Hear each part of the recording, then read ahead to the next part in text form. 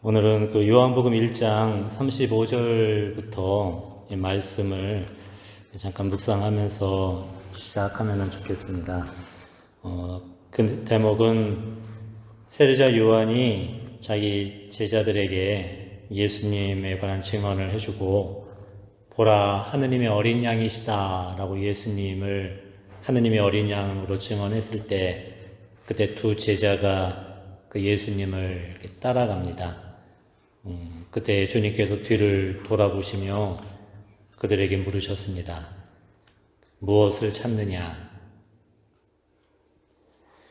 예수님께서는 그 제자들에게, 당신을 따라오는 두 사람에게 물으셨던 것처럼 어쩌면 지금 이 순간 성체 앞에 모여있는 우리들에게도 하시는 말씀일 겁니다. 무엇을 찾느냐? 우리는 무엇을 찾고 있습니까? 우리는 무엇을 찾아 오늘 예수님 앞에 나와왔습니까? 사람들은 각자 무엇인가를 갈망하고 찾고 있습니다.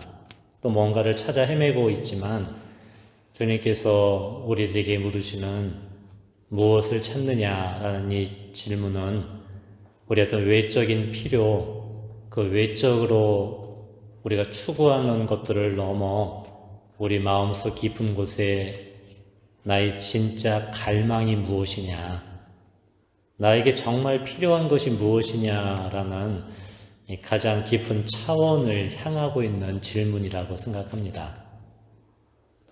우리는 저마다 무언가를 바라고 살아갑니다. 여기는 우리들도 원하고 추구하는 것들이 다양하고 많습니다. 하지만 그 모든 것은 결국 한 가지로 통합되는 것은 아닐까 생각을 합니다. 때로는 어떤 외적인 물건들이 필요도 하고, 내가 이 세상에서의 도움과 또 많은 보여지는 것들을 우리는 추구하기도 하지만, 결국 우리가 원하는 그 모든 것은 결국 한마디로 이야기해서 더 나은 삶, 더 좋은 행복, 나를 안전하게 보호해 줄 그 무엇인가를 바라고 있는 것은 아닐까 생각을 합니다.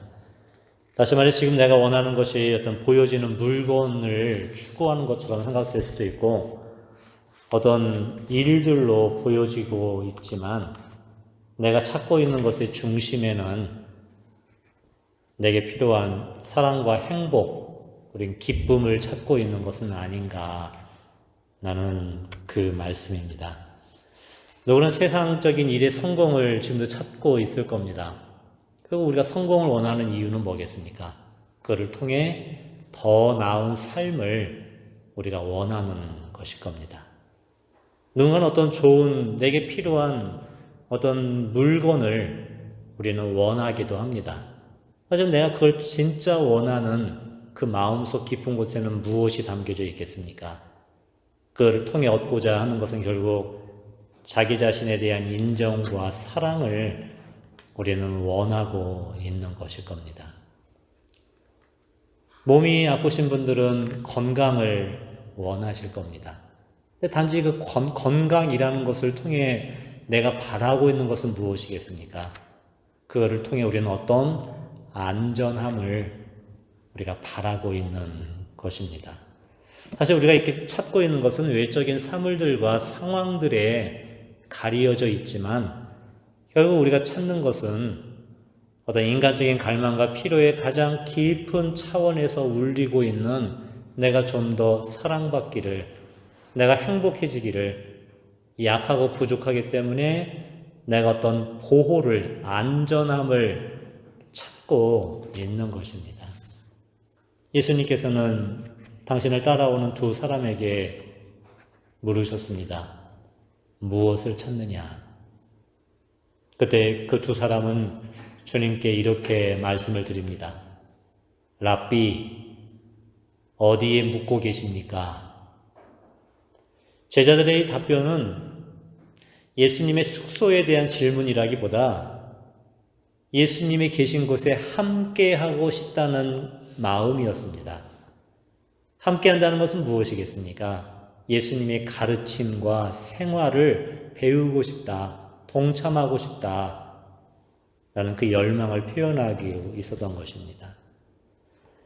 이 세상 사람들이 행복해지기 위해, 사랑받기 위해, 내가 안전해지기 위해 흔히 추구하는 삶이 끊임없이 다른 사람과 비교하고 경쟁하고 대결하며 어떤 소유와 집착의 삶을 살아가고 있었을 때 그런 모습 없이도 사랑과 행복을 살아가고 계시는 예수님 삶에 대한 동경이고 그 삶에 나도 함께 하고 싶다는 열망을 드러내는 것입니다. 무엇을 찾느냐? 그때 제자는 명예를 추구한 것이 아니고 성공과 부와 어떤 이 세상적인 권세를 주님께로 청한 것이 아니라 그들이 말씀드렸던 건 어디에 묻고 계십니까? 당신의 삶에 함께하고 싶습니다. 그 무엇인가를 배우고 싶습니다. 라는 그런 열망을 제자는 예수님께 드렸던 겁니다. 그때 예수님은 그들에게 이렇게 말씀하셨습니다. 와서 보아라. 이 말씀에 그들은 예수님과 함께 머물렀습니다. 와서 보아라. 그건 예수님의 초대입니다. 여전히 두려움 속에 예수님을 찾았고 어떤 우리들의 아픔을 들고 예수님을 찾았고 어떤 우리 가정의 문제를 들고 우리는 예수님 앞에 나와왔습니다. 어떤 자녀들의 고통, 어떤 내 삶의 어려움, 또는 내 삶에 만족되지 못하는 나의 어떤 불안함을 들고 예수님께 왔을 때 주님께서 우리들에게도 물으실 겁니다. 무엇을 찾느냐? 너의 그 두려움 속에, 너의 그 갈망 속에, 네가 간절히 바라고 있는 그 무엇 속에 네가 정말 원하는 것은 무엇이냐? 이때 우리가 대답드려야 되는 것은 우리가 어떤 세상 사람들과 같은 세상적인 것을 그 먼저 추구하는 것이 아닌 두 제자처럼 우리도 예수님께 말씀드릴 수 있었으면 좋겠습니다. 어디에 묻고 계십니까? 당신과 함께하고 싶습니다. 주님, 제가 당신과 함께하고 싶습니다. 그때 예수님께서는 우리들에게도 이 말씀을 건네주실 겁니다. 와서 보아라. 신앙인은 와서 본 사람들입니다. 신앙인은 예수님과 함께 머무르며 그분의 사랑을 배우는 사람들이고 그분의 사랑의 맛을 본 사람들입니다. 예수님과 함께 머무름은 그분이 누구이신지를 아는 것이고 그분이 누구신지를 안다는 것은 바로 그분이 무엇을 원하시는지를 우리가 함께 안다는 것입니다. 예수님은 우리에게 무엇을 원하고 계실 겁니까? 주님은 우리에게 고통을 원하시는 것이 아닙니다. 내가 힘겹게 신앙생활을 해내라고 이 모든 율법을 엄격하게 지켜내라고 요구하시는 하느님이 아니시라 그분은 우리가 좀 더 자유로워지고 기뻐지고 행복해지기를 예수님은 우리가 죽음이 아니라 생명을 누리기를 원하고 계시고 우리 스스로 만들어 놓은 고통이 아닌 사랑을 살아가기를 원하고 계시고 어둠 속을 걸어가는 길이 아닌 이 빛을 향해 걸어가는 그 발걸음을 원하고 계십니다.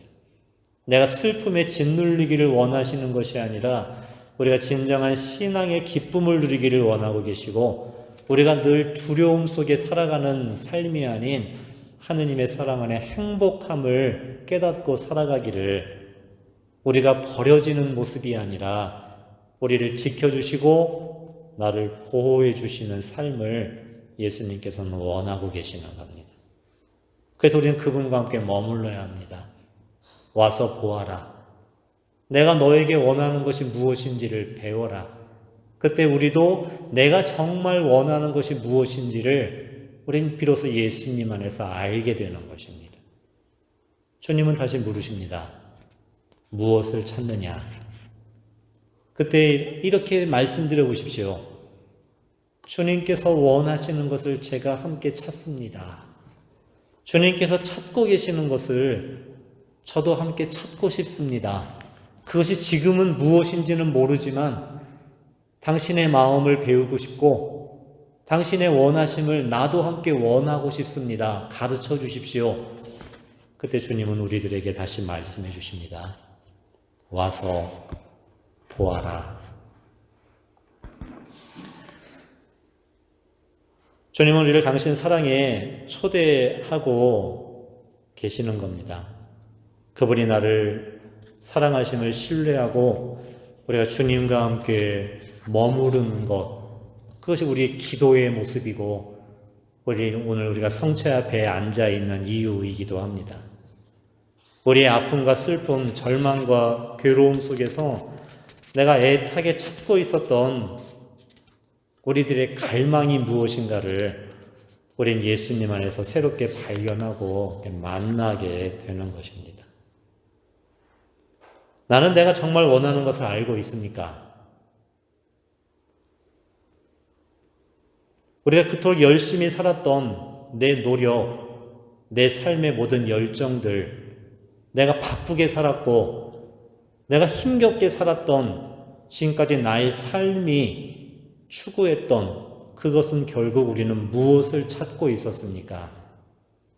예수님 앞에 고백할 수밖에 없는 건 내가 부족하다는 것은 알고 내가 목마르다는 것도 알고 내가 배고프다는 것도 아는데 정작 내가 무엇에 목마르고 무엇에 배고파하는지를 알지 못하고 있는 것이 우리들이라는 것입니다.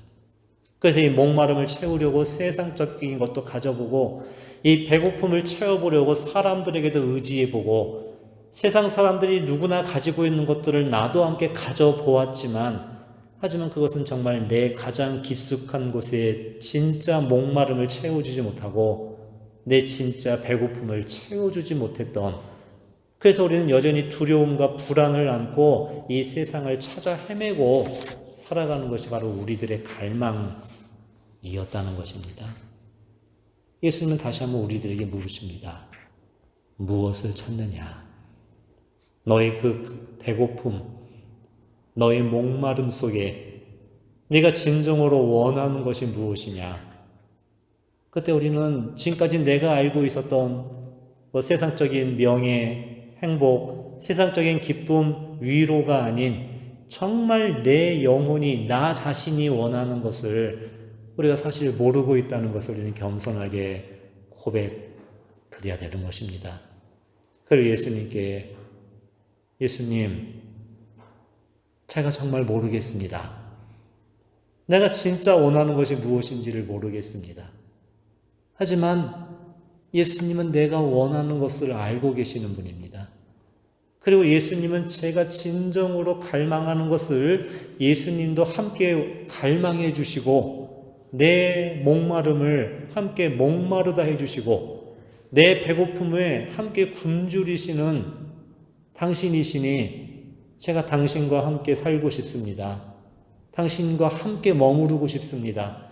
그때 예수님의 마음을 제가 배울 수 있고 제가 알 수 있을 것 같습니다. 그래야 비로소 내가 누구인지, 내가 원하는 것이 무엇인지를 당신 안에서 깨달아 알 수 있겠습니다.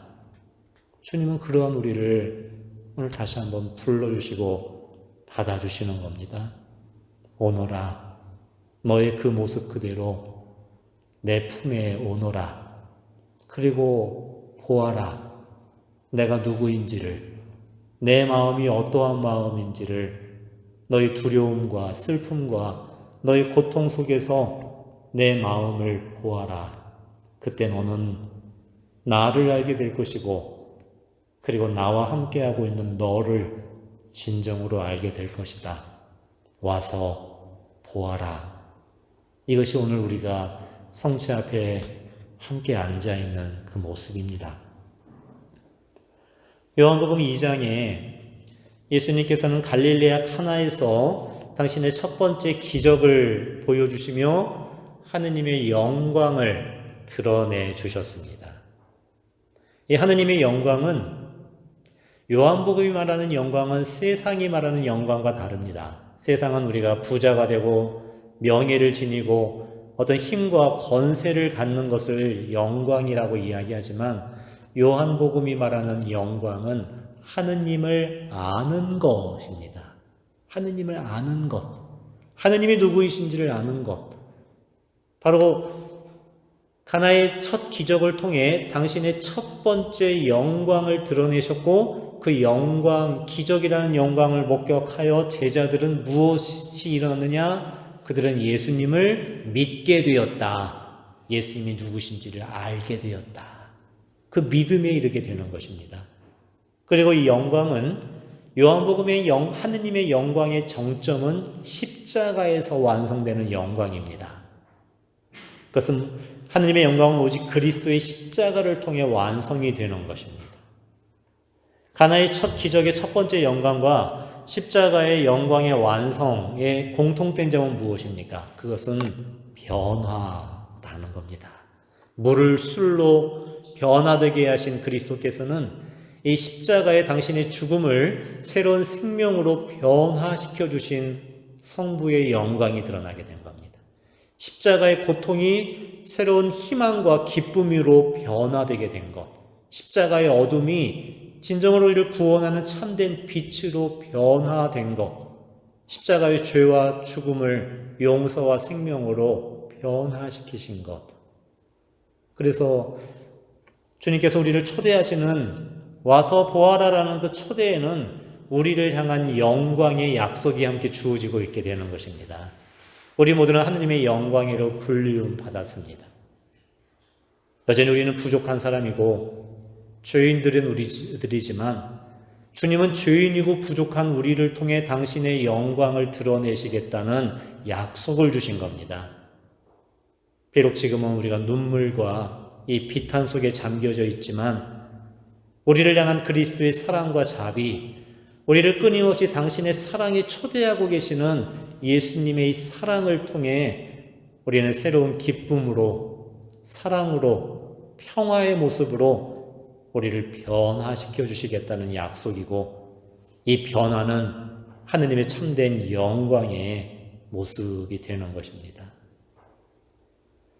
우리는 주님의 영광이 드러나게 된 혼인잔치에 함께 계신 성모님의 모습을 우리는 바라보아야 합니다.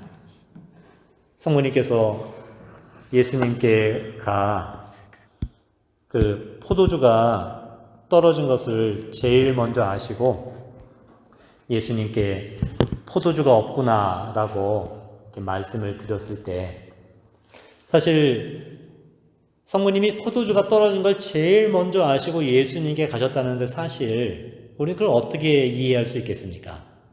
잔치 맡은 과방장도 모르고 있었던 사실, 잔치의 주인인 신랑 신부도 아직 모르고 있었던 포도주가 없는 것을 성모님이 제일 먼저 알고 예수님께 가서 그들이 청하기도 전에 예수님께 먼저 청을 드리고 계셨던 성모님, 성모님이 어떤 특별한 능력이 있어서 그걸 아셨다는 것은 아닐 겁니다. 상식적으로 성모님이 술이 제일 먼저 떨어진 걸 아실 만한 장소에 계셨기 때문일 겁니다. 그곳은 어디에 계셨겠습니까?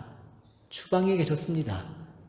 혼인잔치에 함께 하셨지만 성모님은 대접받으러 가신 게 아니고 그 잔치의 주인 옆자리에 앉아 계셨던 것이 아니라 주방에서 음식 나르시고 술 나르시고 설거지하시고 봉사하고 계셨을 겁니다. 그리고 당신이 그 봉사하시는 가운데 그 잔치를 돌보고 계시는 가운데 포도주가 떨어진 걸 제일 먼저 알고 그 곤란한 상황을 예수님께 먼저 청을 드렸던 겁니다. 포도주가 없구나. 근데 성모님은 어떤 물을 가지고 포도주를 만들어내라고 요구하셨던 것이 아닙니다. 단지 우리의 그 곤란한 상황, 우리 힘으로 지금 극복할 수 없는 이 안타까운 상황을 예수님께 말씀을 드리고 바로 예수님은 우리의 상황을 외면하지 않으시는 분이라는 믿음, 그분은 우리의 이 힘듦을 모른 채 하지 않으시는 분이라는 신뢰를 가지고 예수님께 말씀을 드렸을 때 하지만 아드님으로부터 들었던 대답은 참 차가운 대답, 거절과도 같은 말씀이었습니다.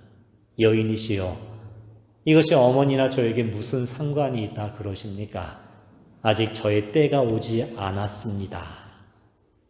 그때 성모님은 그 말씀에 실망하거나 또는 다른 감정을 품으신 것이 아니라 일꾼들에게 가 이렇게 이르셨습니다. 무엇이든지 그가 시키는 대로 하여라. 무엇이든지, 그것은 예수님께 우리가 어떤 조건을 다는 것이 아니라 예수님께 그 모든 것을 맡겨드리며 그분이 내게 원하시는 것을 우리도 함께 원하며 함께 행하기를 일꾼들에게 당부하셨던 것입니다. 그것은 어떤 상황 속에서도 하느님 자비에 대한 신뢰를 부탁하고 계시는 것이고, 때론 내가 이해할 수 없는 상황 속에서도 주님만을 바라보며 주님의 협조자가 되는 삶을 살아가도록 성모님께서는 일꾼들에게 그리고 우리들에게도 당부하고 계시는 겁니다. 예수님께로 가보라. 그리고 그분의 말씀을 먼저 들어라. 그분이 무엇을 원하시는지 귀를 기울이고 그분이 원하시는 것을 너도 함께 행하여라 라는 그 말씀이었습니다.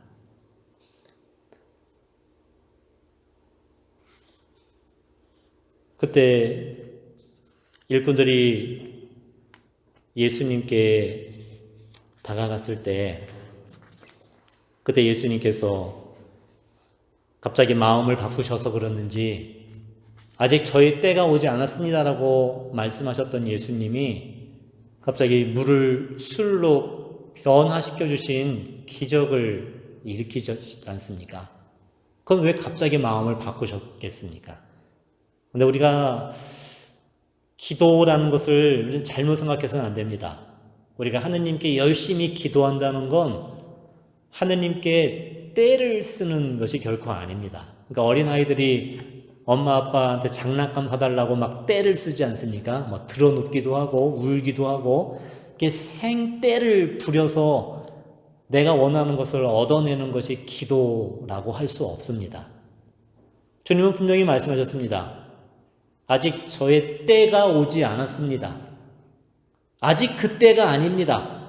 그럼에도 왜 예수님은 이 물을 술로 변화시키는 기적을 왜 일으켜 주셨습니까? 여기서 중요한 건 하느님의 때라는 그 시간은 항상 차다, 채워지다 라는 단어와 함께 사용되어집니다. 성경이 말하는 그때는 그냥 우리가 그냥 세상적인 물리적인 시간이 지금도 똑딱똑딱 1초 흘러가듯이 우리가 아무것도 안 하고 그냥 시간만 보낸다고 하느님의 때가 오는 것이 아니라 그 때는 채워져야 되는 것을 말씀하고 계시는 겁니다. 그래서 갈라디아서 4장 4절에도 이런 말씀이 있습니다. 때가 찾아 하느님께서는 당신의 외아드님을 이 세상에 보내시어 여인의 아들이 되게 하시며 율법의 지배 아래 놓이게 하셨다. 그 때가 차다. 구원의 때가 가득 찼을 때 그때 예수님께서 일꾼들에게 부탁하신 건 아직 당신의 때가 되지 않았지만 그 때를 함께 채우라고 그 때를 함께 채워가셨던 그 모습이었습니다. 그래서 예수님이 일꾼들에게 부탁하신 건 뭡니까? 항아리에 물을 채워라. 거기는 정결례에 쓰는 물독 6개가 놓여져 있었습니다. 그것은 어떤 용도냐면 사람들이 밖에서 집에 들어갈 때 그 물을 퍼서 정결한 예식, 손과 발을 씻는 데 사용되어진 항아리였습니다. 그러니까 가득 채워진 항아리가 아니라 사람들이 쓰고 남은 항아리, 채워지지 않는 그것이 절반이건 바닥이건 중요한 사실은 채워지지 않았다는 그 사실입니다. 뭔가 채워지지 않은 상태라는 것. 그때 주님께서는 일꾼들에게 물을 채워라. 그때 성모님의 부탁을 받은 일꾼들은 예수님이 원하시는 대로 그 물을 길어 나릅니다. 그때 이 일꾼들은 단지 물을 채운 것이 아니라 성모님의 부탁대로 주님께 대한 믿음을 채웠고 신뢰를 채웠고 내 노력을 채워드렸을 때 그때가 함께 채워졌을 때 그때 주님께서는 이제 그것을 퍼서 과방장에게 날라다 주어라 라고 말씀을 하셨던 겁니다. 기도는 하느님의 때를 우리가 함께 채워가는 것입니다. 내 희생을 채우고 내 믿음을 채우고 나의 눈물 한 방울을 내 땀방울 하나를 예수님의 구원의 잔에 그 구원의 때를 채우는 그 한 방울 한 방울로서 우리의 기도와 사랑과 때론 희생과 봉사와 노력을 우리는 채워드리는 그 모습인 것입니다.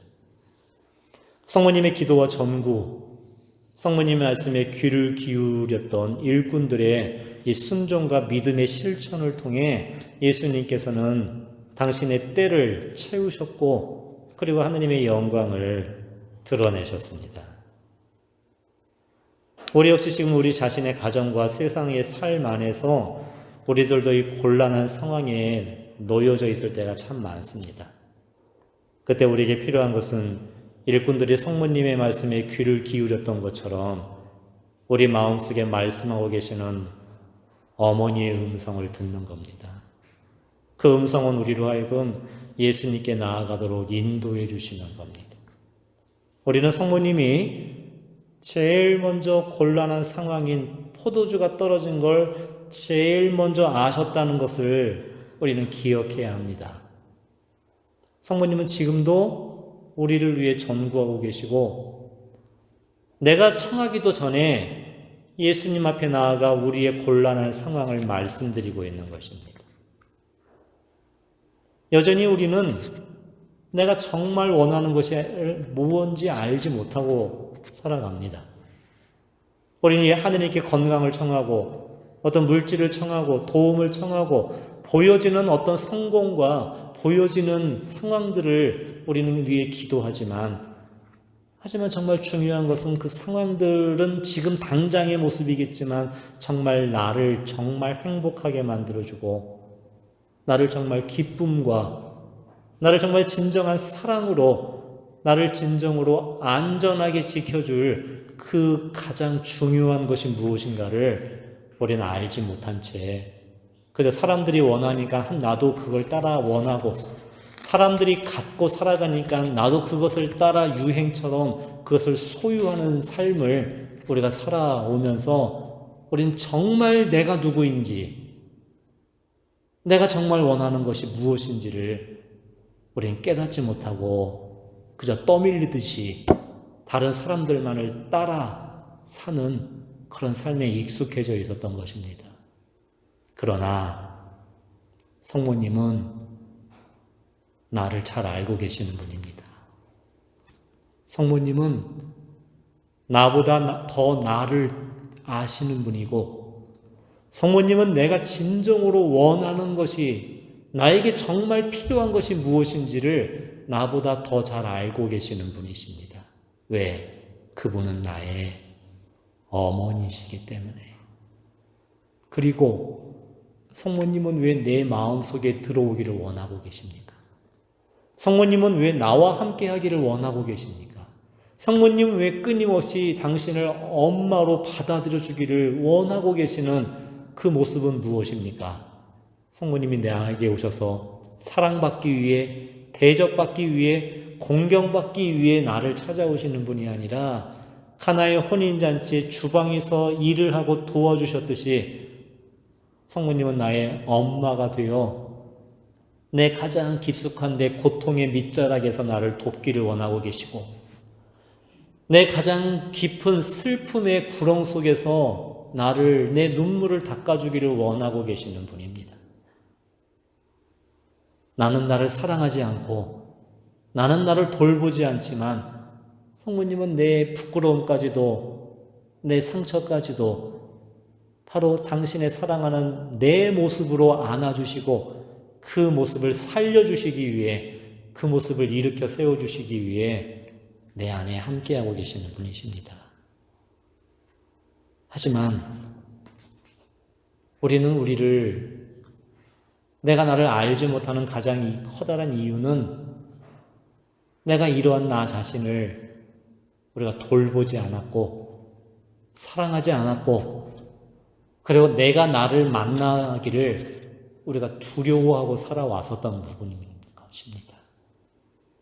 몸은 이렇게 나이가 먹고 커졌지만 하지만 우리 마음속에 다른 사람에게 보여질까 두려워하고 있는 내 연약함이 있고 다른 사람들 앞에 드러나게 될까 봐 다른 사람이 알게 될까 우리가 두려워하고 아파하고 신음하고 있는 나의 가난함, 내 약함, 나의 상처, 우리의 부족함을 결국 우리는 그 모습이 보여질까, 이 모습이 다른 사람이 알게 될까 우리는 전전긍긍하며 살아오며 우리는 나 자신을 어떻게 대하고 있었느냐. 내가 나를 사랑하지 않았고, 내가 이러한 나를 안아주지 않았고, 이러한 내 모습을 우리는 끊임없이 비난하고 저주하고, 그리고 이 모습을 없애려고만 하였던, 바로 그 모습은 내가 나 자신에게 행했던 또 다른 폭력이었고 또 다른 상처였다는 것을 우리는 고백할 수밖에 없는 것 같습니다.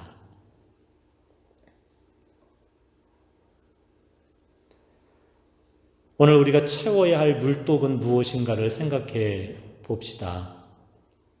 그것은 우리 영혼의 항아리일 겁니다. 우리가 살아가며 무기력해지고 메말라가는 우리 자신의 삶 속에 일꾼들에게 부탁하셨던 것처럼 우리들에게도 당부하십니다.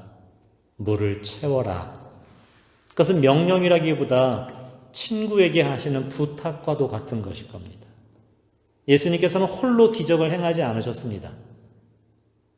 당신을 도와 물독에 물을 채우고 이제 그것을 퍼서 과방장에게 날라다 주어라 하셨던 바로 일꾼들의 협력을 원하셨던 겁니다. 그 물이 술로 바뀌는 기적은 어느 순간에 일어났습니까? 제가 그 일꾼이었다면 예수님께서 저에게 항아리에 물을 채워라 라고 말씀하셨을 때 저는 어떤 인간적인 기대를 가지고 물을 채울 수는 있었을 겁니다. 이제 예수님이 뭔가 능력을 보여주시려나 보다. 정말 이것이 채워지면 무슨 변화가 일어날 건가 보다 하면서 열심히 물을 길어 나르고 적어도 예수님께서 손을 뻗어 이 항아리에 손을 뻗어 이 물이 술로 변하여라 라고 그런 명령의 말씀을 하시던가 아니면 손가락으로 물을 적시며 이 물이 포도주가 되어라 라고 말씀을 하실 것을 기대하였는데 주님께서는 아무런 행동을 취하지 않으신 채 오히려 물을 길어 나른 저에게 이제는 그것을 퍼서 걸어가라라는 그 말씀을 전해 주었을 때 아직 아무것도 변화되지 않는 맹물을 들고 걸어가라고 말씀하셨을 때 과연 그걸 들고 갈 용기가 있을까? 믿음이 있을까? 요한복음은 정확하게 어느 순간에 이 물이 술로 바뀌었다는 설명은 나와 있지 않습니다. 하지만 이런 표현이 있습니다. 일꾼들이 그걸 퍼서 과방장에게 가져다 주었을 때 포도주가 된 물을 맛보고 과방장이 놀라 감탄하였을 때 물을 퍼간 일꾼들은 알고 있었다. 이 술이 어떻게 어디에서 나온 것인지 물을 퍼간 일꾼들은 알고 있었다.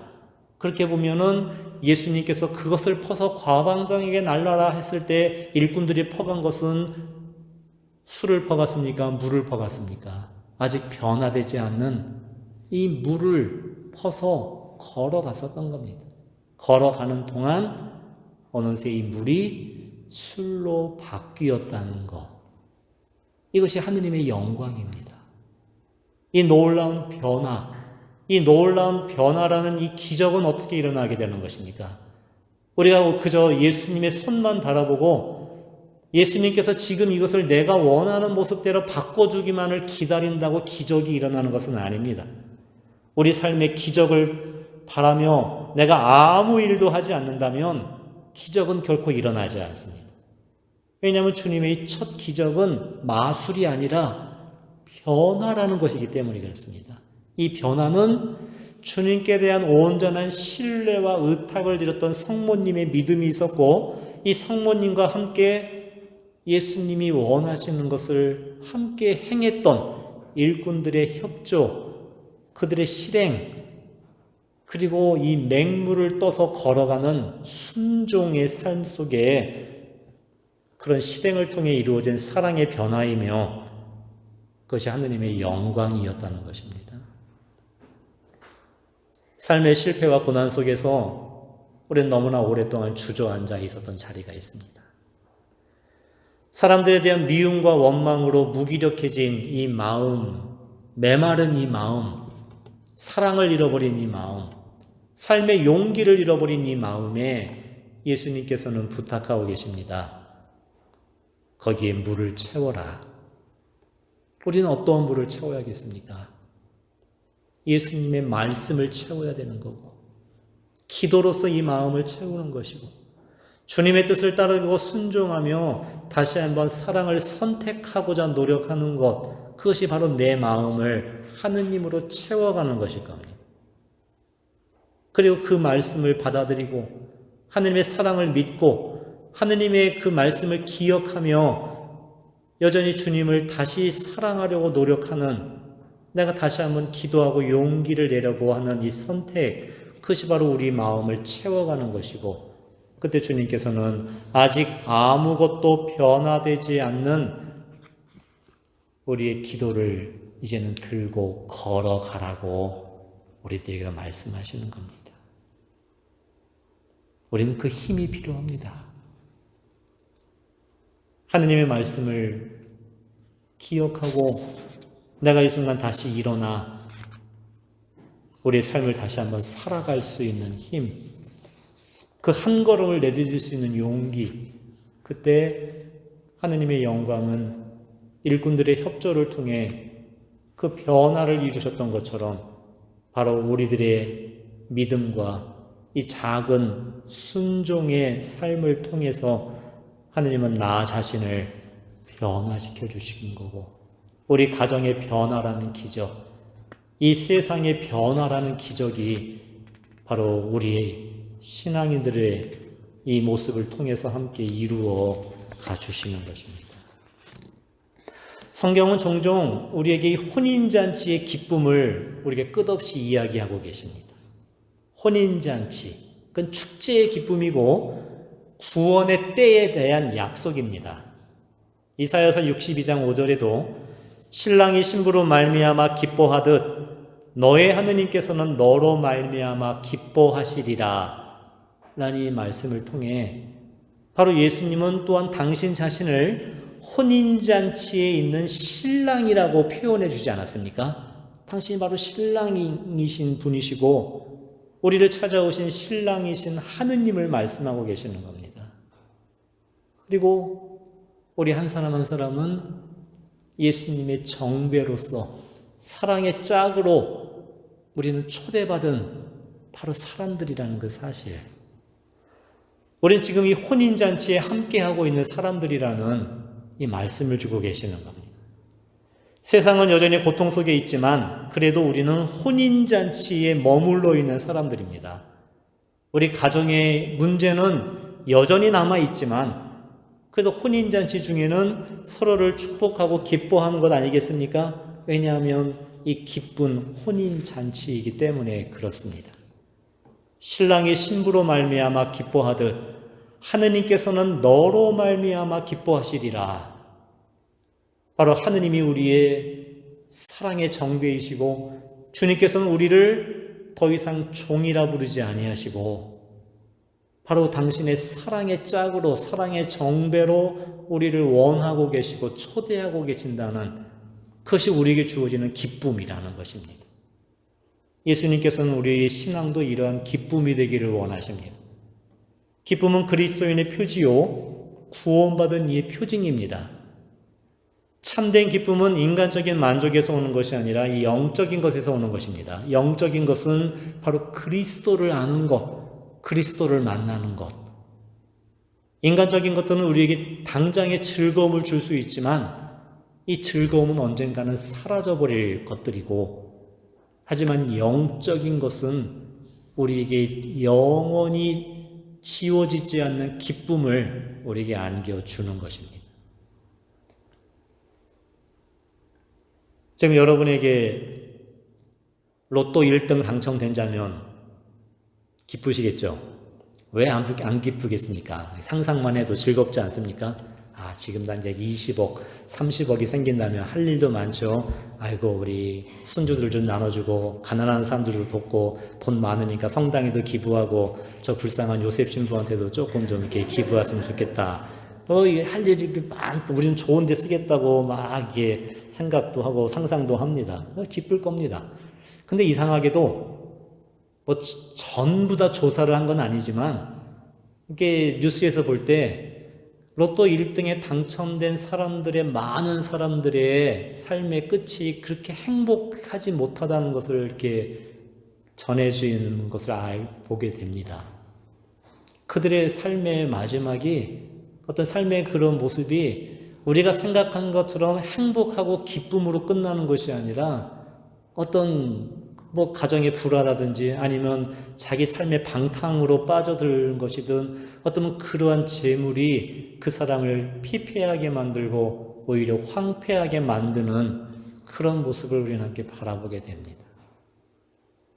즐거움은 상황에 따라 급변하게 됩니다. 지금은 나에게 즐거움으로 다가온 것이 어느 순간 내게 고통이 될지도 모릅니다. 하지만 주님이 주시는 기쁨은 고통 속에서도 잃어버리지 않는 선물입니다. 왜냐하면 신앙의 기쁨은 외적인 조건에 달려있는 것이 아닙니다. 세상적인 즐거움은 어떤 조건이 충족되어야만 기쁘고 행복해지는 것입니다. 내가 원하는 어떤 기준이 되었을 때, 어떤 조건이 되었을 때, 하지만 신앙의 기쁨은 우리 삶의 외적인 조건이 고통이건 아픔이건 두려운 상황 속에서건 그 모든 상황 속에 계시는 예수님과의 내적인 관계, 긴밀한 일치를 통해 얻게 되는 것이기 때문에 하느님이 주시는 기쁨은 죽음도 빼앗아 갈 수 없는 어떠한 박해와 시련도 지울 수 없는 내 마음속에 남는 영원한 기쁨이 되는 겁니다. 왜? 그 하느님은 내가 만나는 오늘 하루의 세상적인 조건 속에서도 예수님은 늘 우리와 함께하고 계시는 분이기 때문에 내가 고통받는 시간 속에서도 내 외로움 속에서도 내 박해와 아픔 속에서도 그분은 나를 당신의 정배라 신부라 불러주시며 그분은 언제나 나의 참 신랑으로서 예수님은 나에 대한 약속을 거두지 아니하시고 괴로울 때나 슬플 때나 내가 불충할 때나 죄를 지을 때나 예수님은 나를 당신의 짝으로 삼아주시겠다는 그 약속을 결코 잊지 아니하시는 우리 정결하신 우리 사랑의 정배이시기에 그래서 그분과 함께하는 우리들의 삶은 우리가 시련 속에서도 배고픔과 굶주림 속에서도 아픔과 고통과 시련 속에서도 우리는 그분과 함께하는 이 기쁨을 우리는 결코 잃지 않게 되는 것입니다. 예수님은 이 세상에 오셔서 우리에게 신앙의 기쁨을 안겨주고자 하십니다.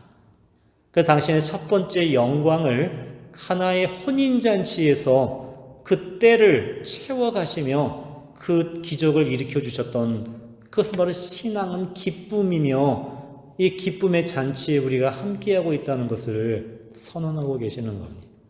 이 기쁨은 과거를 과거이게 하는 새로운 변화이고 절망과 고통에 신음하고 있는 우리에게 당신이 언제나 함께하고 계시며 내가 어떤 상황 속에서 내가 혼자가 아님을 깨닫게 해주시는 내적인 확신에서 비롯되는 기쁨인 것입니다.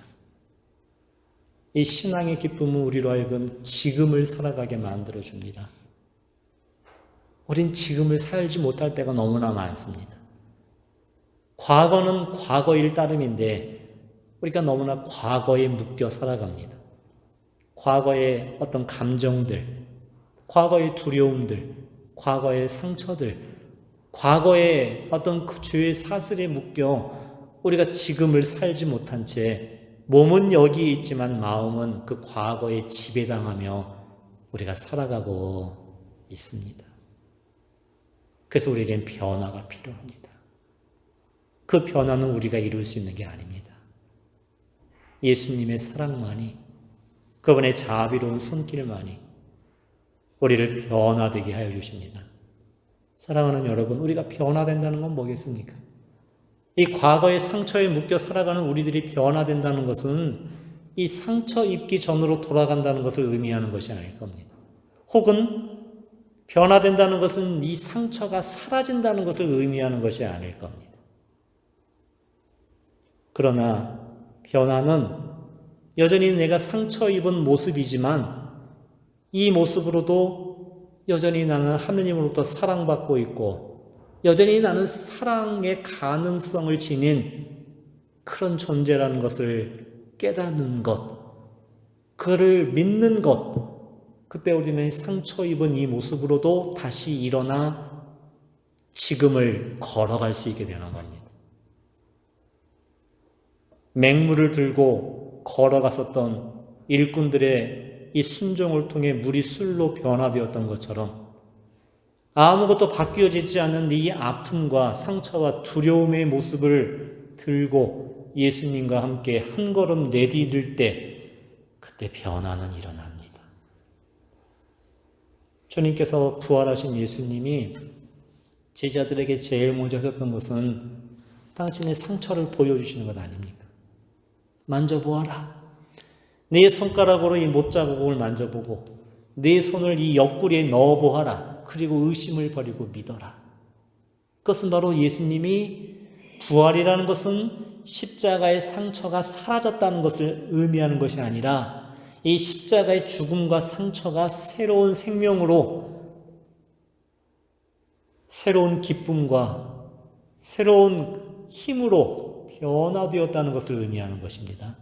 상처가 변하는 상처가 없어지는 것이 아닌 지금 나를 억누르고 두렵게 만들었던 이 상처가 오히려 우리에게 새로운 용기와 희망이 되는 또 하나의 그릇으로서 또 하나의 자리로서 그런 가능성으로 변화되는 것 아니겠습니까?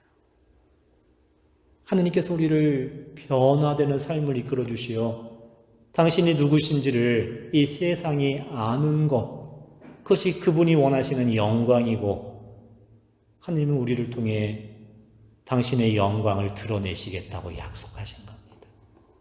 그래서 우리를 초대하십니다. 오너라. 나에게 오너라. 너의 모습 그대로를 들고 내게 오너라.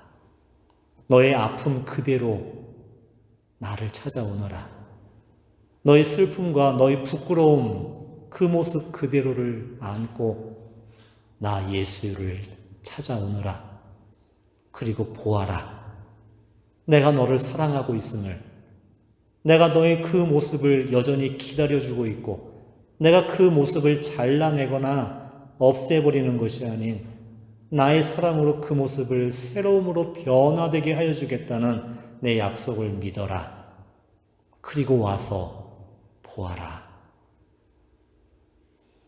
우린 예수님의 초대에 함께 모인 사람들이고 성체 안에 계신 예수님께 모여 그분의 사랑을 바라보는, 그리고 그 사랑을 보고 아는 바로 그 신앙의 삶으로 우리는 초대를 받은 것입니다. 이 기쁨은, 신앙의 기쁨은 소유함으로 얻어지는 것이 아니라 오히려 서로가 함께함으로써 얻어지는 것입니다. 신앙의 기쁨은 소유와 집착이 아닌 일치를 지향합니다. 그 일치는 신랑과 신부가 하나가 되듯이 신랑이신 하느님과 이 죄인이고 부족한 우리를 당신의 사랑의 신부로 불러주시는 하느님과의 일치, 그 일치를 통해 얻어지는 기쁨의 원천을 두는 것이기에 이 기쁨은 내 바깥에 있는 것이 아닌 그분과의 관계를 맺는 내 안에서 이루어지는 것입니다. 나를 찾아오셔서 나의 모든 시간을 함께 견디어 주셨던 그리스도, 내 모든 그 시간을 함께 살아주셨던, 나와 일치해 주셨던 예수님을 만나는 그 관계 안에서 이루어지게 되는 겁니다. 따라서 이 기쁨은 내가 하느님과의 어떤 이러한 관계를 맺고 있다는 체험을 근거로 한 영원한 행복감입니다.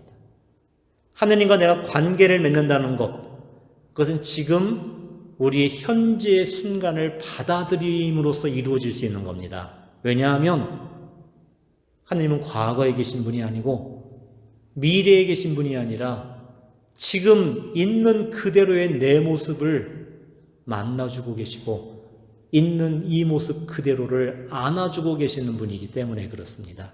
다시 말해 우리가 하느님을 만난다는 건 뭐냐? 하느님이 사랑하시는 나를 만나는 것이기도 하는 겁니다. 우리가 하느님을 만나기 위해서는 우리 안으로 들어가야 합니다. 기도는 자신 안으로 들어가는 것입니다.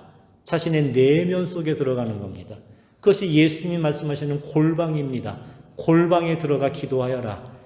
하지만은 보이지 않는 것까지 보고 계시는 하느님과 함께하는 시간이 기도의 시간이라는 것은 바로 내 내면으로 들어가는 것이고 그 내면에서 우리는 먼저 나를 만나야 합니다. 보고 싶지 않았던 내 모습, 인정하고 싶지 않았던 내 모습, 없애버리려고만 했었던 우리의 가난한, 부족한, 너무나 나약한, 너무나 부끄러운, 너무나 큰 상처 속에 어떤 허물어진 것 같은 바로 내 모습을 우리는 마주해야 합니다. 그리고 그것이 나임을 내가 받아들여야 하는 것입니다. 그것이 나의 모습임을 우리가 받아들인다는 건 이러한 나를 내가 사랑하는 것이고 함께하는 것입니다.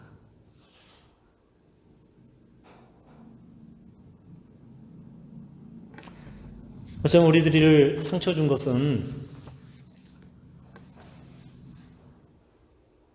다른 사람들이 아니라 물론 다른 사람들의 말 한마디에 다른 사람들의 잘못된 행동에 상처를 받는 것은 시작이었지만 하지만 중요한 것은 그 시간 뒤에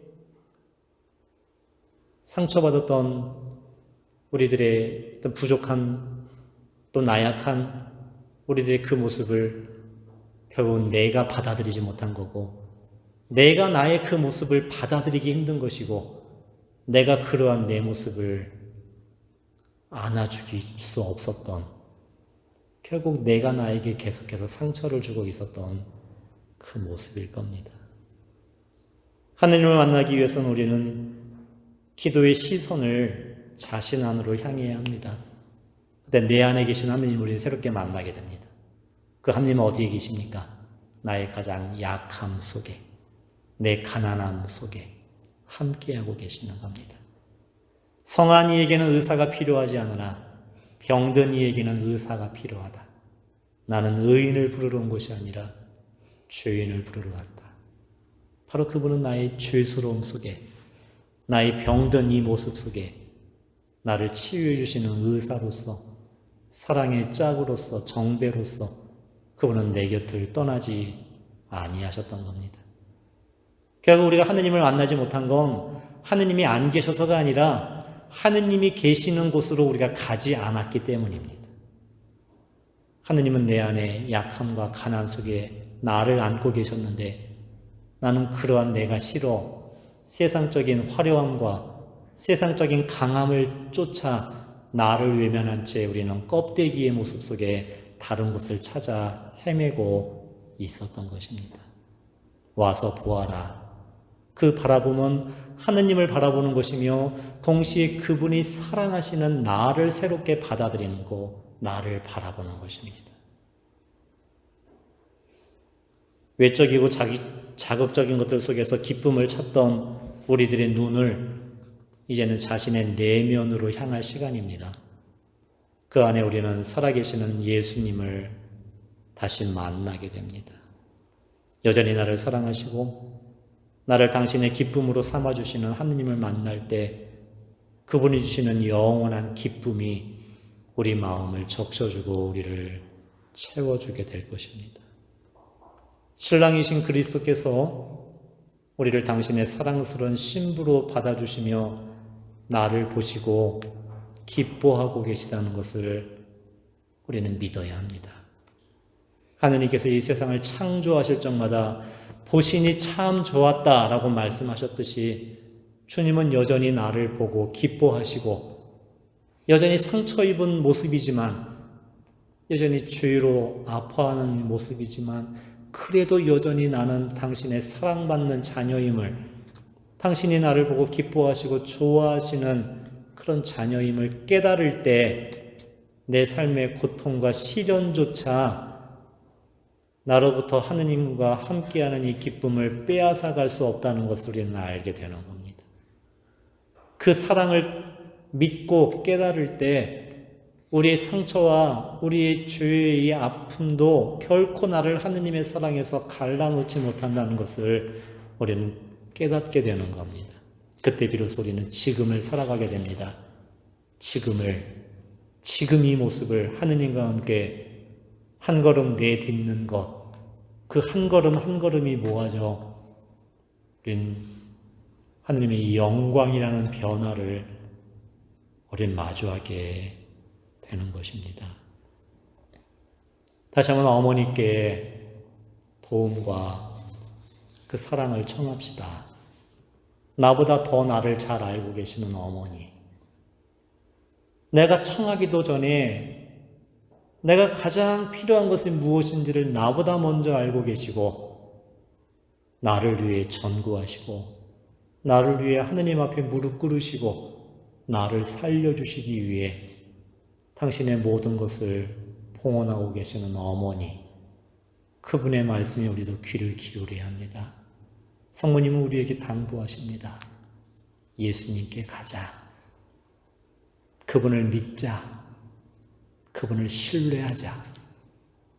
예수님은 우리의 고통을 외면하지 않으시는 분이고 우리의 이 아픔을 모른 채 하지 않으시는 분이란다. 그분을 신뢰하며 무엇이든지 그가 시키는 대로 하자. 그때 우리는 예수님의 말씀에 다시 한번 귀를 기울일 수 있습니다. 그분이 무엇을 원하시는지, 그분이 나에게 어떠한 분이신지, 그분이 나를 어떻게 사랑하고 계시는지, 그때 우리가 그분 앞에 머물며 그분의 말씀을 다시 한번 채우고 간직하고 그분의 사랑을 받고 자비를 받고 용서와 사랑을 채워갔을 때 그때 주님은 우리에게 마지막 용기를 내라고 부탁하실 겁니다. 이제 그것을 퍼서 걸어가거라. 내가 너와 함께 하겠다. 걸어가거라. 그물을 퍼서 걸어가는 일꾼들의 순종과 믿음의 발걸음이 바로 하나님께서 이루신 첫 번째 영광에 함께하였음을 우리가 다시 한번 마음에 간직하고 오늘 이 순간 우리 자신과 더불어 우리 가정, 불쌍한 우리 자녀들, 이 세상 속에 상처 입고 살아가는 우리 이웃들, 그리고 참된 변화가 필요한 우리나라와 이 세상을 성모님께 다시 한번 봉헌합시다. 우리를 참된 이 놀라운 변화로 우리를 이끌어 주시기를 하느님의 자비와 사랑이 이 물을 술로 변화시켜 주듯이 우리들의 마음을 새로움으로 바꿔주시고 우리의 정신을 변화시켜 주시고 그리고 갈라지고 분열된 이 나라, 이 민족을 새로운 화해와 통일로 변화시켜 주시고 그리고 우리나라를 둘러싸고 있는 여전히 바뀌어지지 않는 어떤 이 제국주의, 패권주의로 얼룩진 잘못된 이 모든 나라들의 그런 삶을 주님께서 변화시켜 주시기를, 그 변화를 위해 우리 작은 기도 하나를, 우리 작은 희생 하나를 한 방울로 바쳐주는 우리 작은 정성을 이 구원의 잔에 거두어 주시어 당신의 때를 이루어 주시기를 성체 안에 계신 예수님께 사랑과 신뢰를 드리며 예수와 함께 기도드립시다. 아멘.